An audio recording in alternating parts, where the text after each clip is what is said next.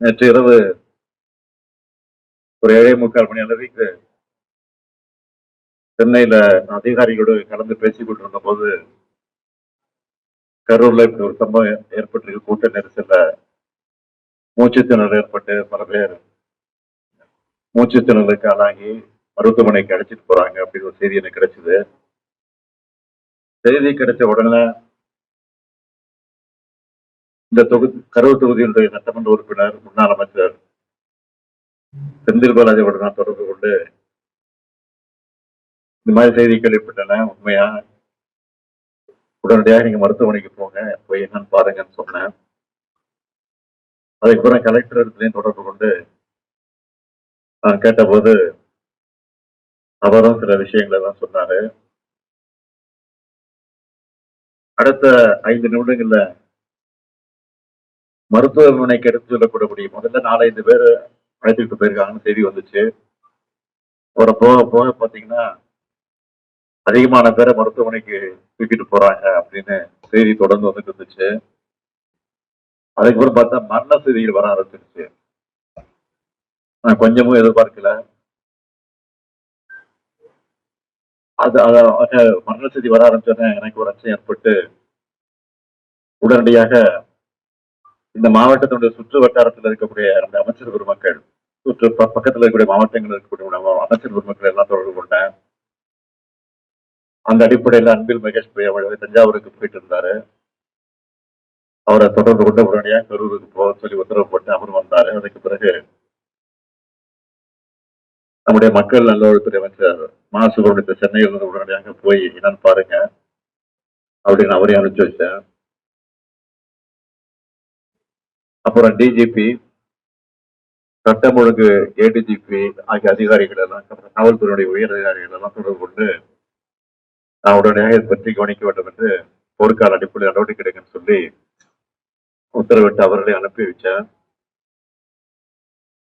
அந்த செய்திகள் எல்லாம் என் மனசை கலங்கடிச்சது.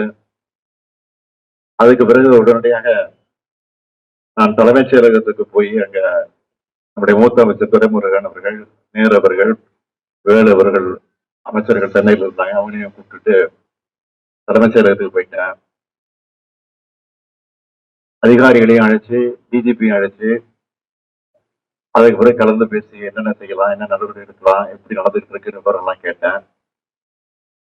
எல்லாரையும் முக்கியமான பல்வேறு மாவட்டங்கள் இருக்கக்கூடிய மாவட்ட ஆட்சித்தலைவர்கள், அதிகாரிகள், கரூரை ஒட்டி இருக்கக்கூடிய 5-6 மாவட்டங்கள் இருக்கக்கூடிய அரசு அதிகாரிகள் எல்லாம், மருத்துவர்கள் எல்லாம் உடனடியாக அந்த பகுதிக்கு கரூருக்கு போகும்படி உத்தரவிட்டு அவங்க எல்லாம் வந்து சேர்ந்திருக்கிறாங்க. இந்த சம்பவத்துல மொத்தம் 39 உயிர்கள் இதுவரைக்கும் நம்ம இழந்திருக்கிறோம்.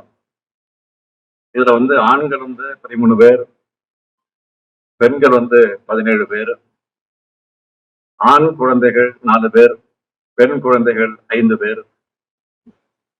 ஒரு அரசியல் கட்சி நடத்தின கூட்டத்துல இத்தனை பேரை இழந்த துயரமான சம்பவம் என்பது இதுவரை நடக்காதது, இனிமேல் நடக்கக்கூடாதது. மேலும் 51 பேர் தீவிர சிகிச்சை பிரிவில் அனுமதிக்கப்பட்டு சிகிச்சை பெற்றுக் கொண்டிருக்கிறாங்க. அதுல 26 பேர் ஆண்கள், 25 பேர் பெண்கள். இவங்க எல்லாரும் விரைவில் குணமடைந்து நலமடைந்து விரைவில் வர வேண்டும் என்று நான் நம்புகிறேன். வருவார்கள் என்று நிச்சயமாக நான் நம்புகிறேன். இறந்து போன அந்த உயிர்களுக்கெல்லாம் கனத்த இதயத்தோடு நான் அஞ்சலி செலுத்துகிறேன். அவங்க குடும்பத்துக்கு என்ன ஆறுதல் சொல்லி தேற்றுவது என்று தெரியாமல் திக்குமுக்காடி கொண்டிருக்கிறேன்.